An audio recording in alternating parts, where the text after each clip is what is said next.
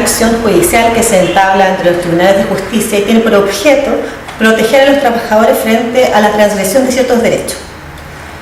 La incorporación de los funcionarios públicos a esta protección ha venido siendo construida en base a acciones propias de los tribunales laborales, y es en ese contexto que a la Asamblea Nacional de la ANEIT se invitó al magistrado de los tribunales laborales y presidente de la Asociación de Magistrados, Álvaro Flores, quien expondrá a continuación los principales lineamientos, las principales argumentaciones jurisprudenciales para hacer protección de los trabajadores públicos respecto de sus derechos básicos, como son el derecho a la integridad física, psíquica, el derecho a la no discriminación, cuestiones muy relevantes en materia de aplicación de las políticas por parte de los gobiernos del Estado.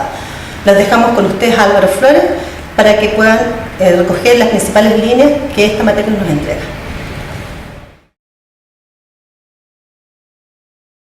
Y remontarnos un poco hacia mediados de la década pasada, cuando en el ámbito privado, donde rige el Código del Trabajo, ¿cierto?, se discutía la reforma procesal laboral que ya lleva casi 10 años vigente. En esa discusión, en un segundo trámite parlamentario en el Senado, cuajó una idea que ya era conocida hace más de 30 o 40 años en el derecho europeo, en alguna parte del derecho europeo, que era generar una acción de protección constitucional de los trabajadores. Es decir, y partía de la base, como referencia de norma, ¿no?, el Estatuto de Trabajadores italiano tenía la protección constitucional de los trabajadores del año 72. Normalmente nosotros llegamos un poco tarde a estas cuestiones. Pero el contexto de esto fue muy interesante porque queda la acción que, en términos como para compararla, es del mismo ADN que una acción de protección o que un recurso de protección. Es como si al recurso de protección le hubieran sacado una costilla y lo llevaron ante el juez especial del trabajo para el ámbito privado. Entonces era una acción. Ahora, ¿cuál es el contenido de esto? Porque es un poco extraño. En el ámbito privado, ustedes saben, operan sobre las bases causales, no tienen la estabilidad fuerte que tienen los funcionarios públicos, están sujetos a un sistema causado de despido por incumplimiento, por necesidad de la empresa. Entonces, normalmente los jueces veíamos en el ámbito privado cuestiones de indemnizaciones, feriados, compensaciones, despidos, marginalmente, porque en Chile no es una cuestión que tenga una gran presencia, veíamos también cuestiones de carácter sindical, pero el pan de cada día de un juez del trabajo hoy es el despido. El trabajador llega a los tribunales de trabajo después que lo han echado, en el fondo, a tratar de defender sus indemnizaciones, a cobrar sus prestaciones, sus comisiones y un largo etcétera. Entonces los jueces estábamos acostumbrados a las cuestiones patrimoniales, al cobro de cuestiones patrimoniales.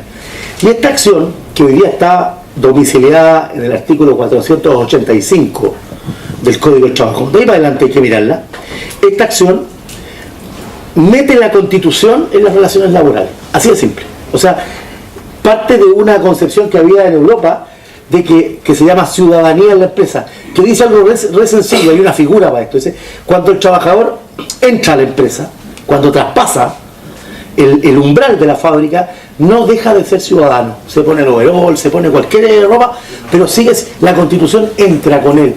Por lo tanto, ese poder al que se somete, porque el contrato privado, un trabajador se somete a un poder. Yo creo que si acá estamos en el ámbito del trabajo público, lo sabemos, pero probablemente tenemos más de alguna experiencia cercana en nuestro núcleo familiar de lo que significa ese poder en el ámbito privado. Lo despótico que puede ser, lo avasallador que puede ser, lo abusivo que puede ser. Entonces, si ese poder tiene la posibilidad, la virtud de eventualmente avasallar derechos fundamentales, ya les voy a explicar con algunos ejemplos, el tema es que ese poder hay que limitarlo. Y los derechos fundamentales nacieron al mundo del derecho para limitar el poder del Estado, para limitar el poder del Leviatán. Nacen después de la Segunda Guerra Mundial, fundamentalmente. ¿Por qué? Porque se descubrió que la democracia liberal había dado espacio con sus formas rituales de partitocracia, de elecciones regulares de autoridades, había dado espacio ni más ni menos que a los fascismos que desencadenaron la Segunda Guerra Mundial. O sea, allí entró Hitler, es decir, la democracia liberal era insuficiente para contener movimientos totalitarios que pudiesen destruirla internamente, a pesar de las elecciones. Entonces se creó, o se ideó, una idea de un núcleo muy duro de libertades que jamás podrían ser tocadas. Se llaman derechos fundamentales, por eso los derechos fundamentales se domicilian en las constituciones y se van a los grandes tratados, ¿cierto? Y se generan además acciones constitucionales, o sea, derechos, cartas de triunfo, dice el autor, de las personas, los ciudadanos de a pie, para reclamar cuando esos derechos son avasallados. Entonces, la primera concepción de los derechos fundamentales es para contener al Estado, es para decir que no nos pase lo que nos pasó, que no vaya a hacer cosas que vuelvan a haber persecuciones, detenciones sin órdenes judiciales, lo que pasó en todo ese periodo histórico. Y se avanza mucho en eso. Pero a poco andar, el Estado sigue siendo entonces un sospechoso de ser un eventual vulnerador de derechos fundamentales. A poco andar empezó a surgir la fuerza del poder privado. Hoy por hoy, el poder privado, yo lo veo diario en los tribunales, el poder privado es un poder que tiene el mérito de ser más nocivo desde el punto de vista de la afectación de los derechos fundamentales que alguien del aparato público. O sea, alguien no puede encontrarse nunca eventualmente con una vulneración de derechos fundamentales desde el punto de vista de lo público, pero puede regularmente encontrarse con vulneraciones de derechos fundamentales desde su empleador. Por ejemplo, esto siempre tiende uno ya, ahí como va dramatizando los ejemplos, uno tiende a pensar que todo es así, pero un par de ejemplos. Revisiones corporales, desnudez de los trabajadores para ver si se sacan cosas de la empresa, revisión de sus bolsos, cámaras en zonas de esparcimiento, una serie de medidas que el empleador tiene que pueden ser vulneratorias de la dignidad, de la intimidad, de la integridad física. Interrogatorios prepoliciales, yo tengo juicio en muchos casos, es decir, imputación a un trabajador de que está hurtando y a diferencia de sin hacer ninguna denuncia específica, el empleador que tiene un know-how y un aparataje de control prepolicial interroga, aísla, lo retiene. Eso es absolutamente ilícito, porque el contrato de trabajo le da un poder al empleador por sobre el trabajador. El empleador lícitamente puede darle órdenes, puede tenerlo bajo su disposición 8 horas al día, ¿cierto? Puede decirle todo, no salís, no te doy permiso para ir a comprar. Todo eso es lícito, pero lo que no es lícito es que ese poder se desborde y termine por ser avasallando las libertades individuales. Complejo. Ciudadanía en la empresa. Algún autor español decía que la empresa en la España de los 80 era un orden feudal, donde los trabajadores seguían la ley del empleador, esta ley privada, ¿cierto? Una especie de feudalismo industrial. Hay un interesante fallo del Tribunal Constitucional Español de por ahí por los 80, cuando esto empieza a cambiar allá, que habla de las manifestaciones del feudalismo industrial en el ámbito privado. Entonces, sobre esto, en un país donde no se ha avanzado mucho en los derechos colectivos del trabajo, y todos sabemos más o menos por qué, la última reforma laboral nos da una idea de por qué no se quiere controlar o impedir este avance del poder social. La redistribución del poder social que se hace en la empresa es muy potente, reconfigura un país eventualmente, si el sindicato logra posicionarse y disputar el poder del empleador, al poco tiempo va a estar redistribuyendo riqueza, solo eso, y por eso hay un bloqueo tan fuerte. Entonces, como en ese ámbito no se había podido avanzar, sí se avanzó en varios otros ámbitos después de recuperar la democracia.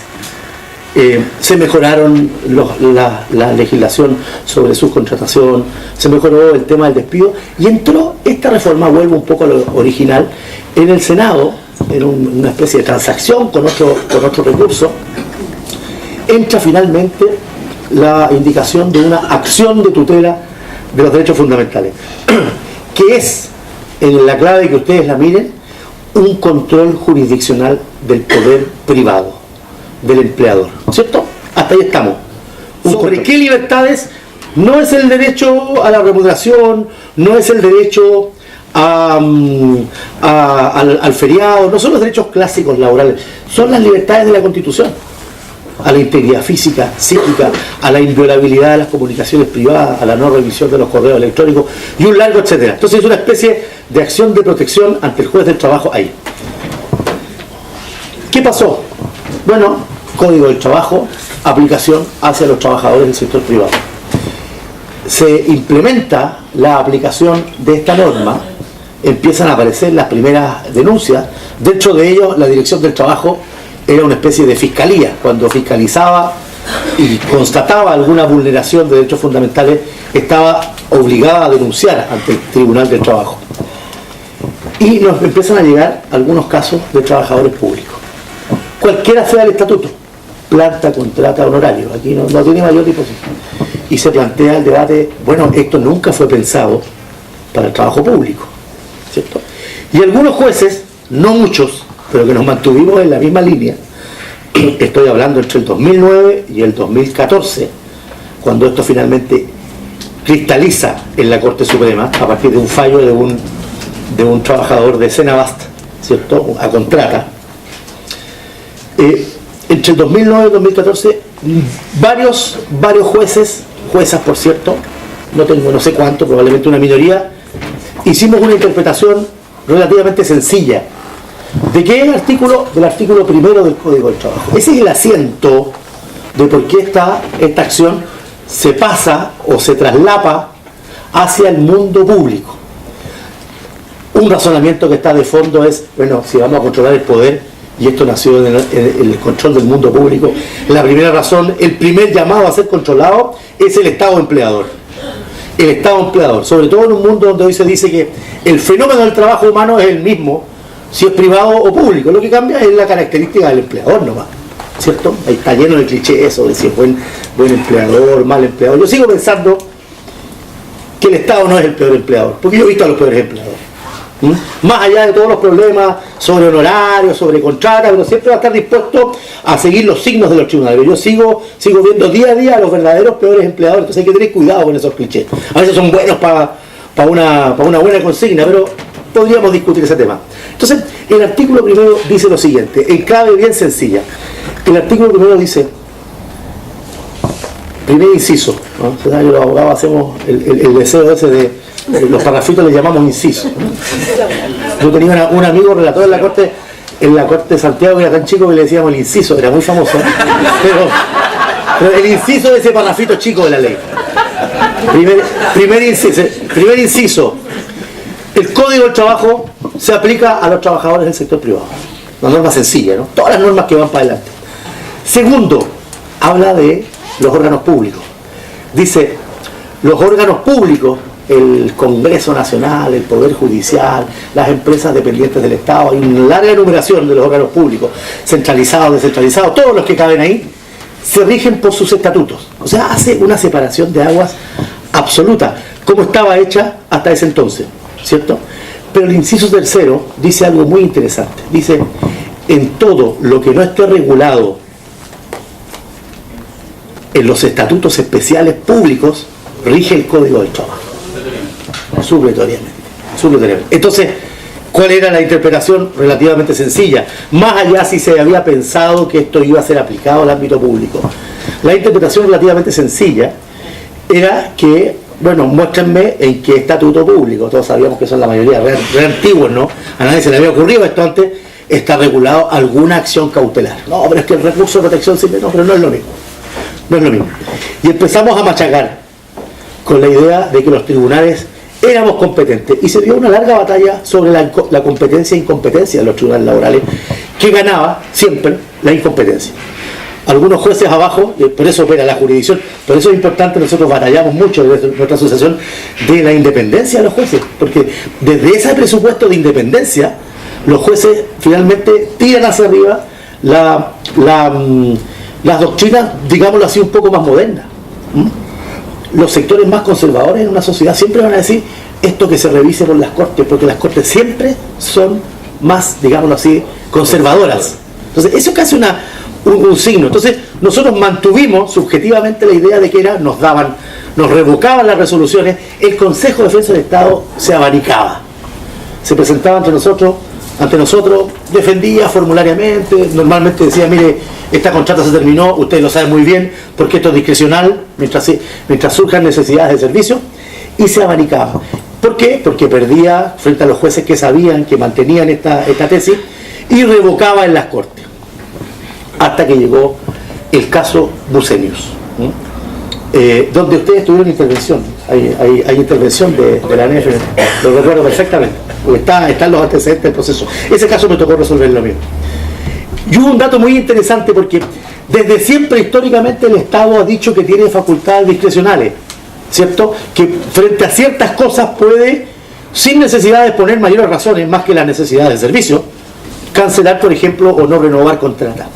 Pero, no tengo muy claro, probablemente ustedes hayan tenido mucho que ver en eso, el ministro de Hacienda de la época despachó una circular a todas las reparticiones, tú me confirmarás después si seguramente tiene que ver con algún compromiso, donde señaló que las contratas iban a renovarse, se iban a eliminar las menos posibles, y cuando se eliminaran se iban a exponer los motivos.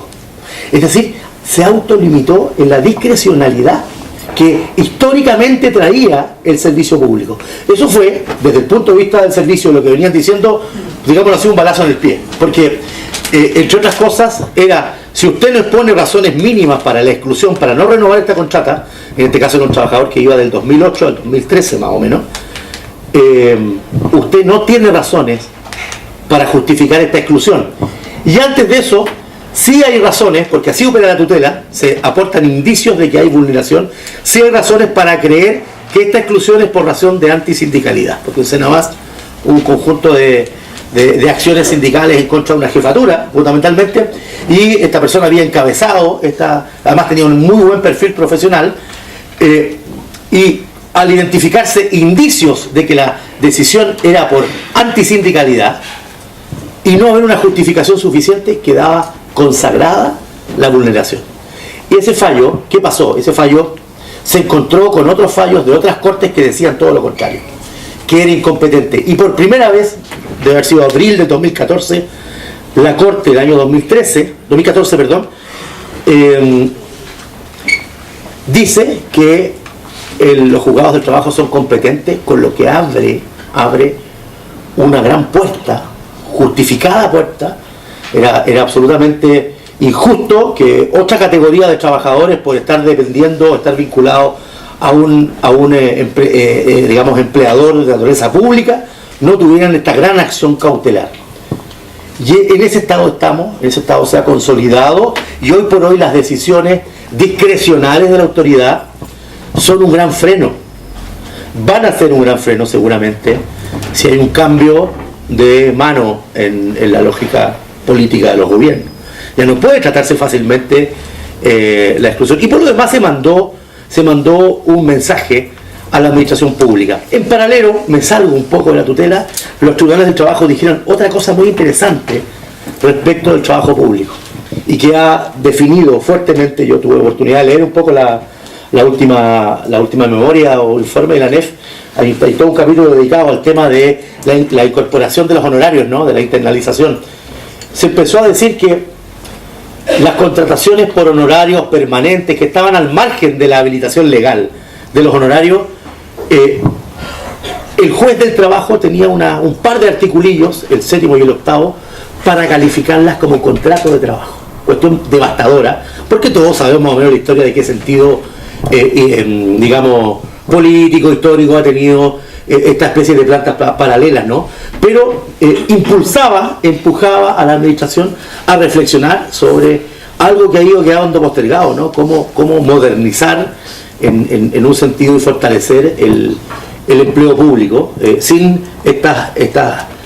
estos, digamos, grupos de alguna manera precarizados por el Estado. Claro, allí no se ha sido buen empleador, pero se ha estado en disposición de mirar los signos que genera la Jurisdicción Especial del Trabajo. Y hoy estamos en ese modelo. Ese modelo plantea una disyuntiva que no es del todo fácil. ¿Valdrá la pena legislar para que esta forma de mirar la protección del empleo público con tutela, ¿cierto?, con prohibición de contratación precaria, avance o nos quedamos con esta jurisprudencia que va bien, ¿cierto? La cuarta sala va bien, ya parece que consolidó esta jurisprudencia. Esta es una decisión, creo yo, delicada, porque hace 5 años la cuarta sala estaba presidida por un ex presidente de la SOFOFA. Hace 5 años, 5 a 6 años. El presidente de la cuarta sala, la Corte Suprema, la sala laboral especializada, había sido presidente de la Sociedad de Fomento Fabril chilena. Y eso se trasuntó en la doctrina de la cuarta sala, donde durante más o menos 5 o 8 años desapareció el derecho del trabajo. Entonces, a mi modo de ver, esa disyuntiva habría que tratar de inclinarla por una legislación virtuosa que consolidara esta forma en que la jurisprudencia ha mantenido, porque eventualmente nadie asegura que en 6, 7 años más no tengamos un viraje nuevamente en estas ideas. Hoy son buenos tiempos para pensar que hay una muy buena acción de protección en el ámbito de la justicia especializada. Esto, por otra parte, ha recargado harto los juzgados del trabajo, pero no hay queja en esto. Puede que se demoren un poco más los juicios de lo que se demoraron hace un par de años, pero esto es lo que se aspira cuando se introduce una reforma que busca cautelar derechos fundamentales. Los jueces lo que intentamos hacer es dar esa cautela cuando estos no son respetados en el ámbito del trabajo, en el ámbito del empleo público, donde sea. Ese es más o menos el panorama general. Yo no sé, Carlos, si tal vez sea preferible dialogar en algunos aspectos complementarios. Quedo absolutamente dispuesto a que dialogamos en los temas que les parezcan.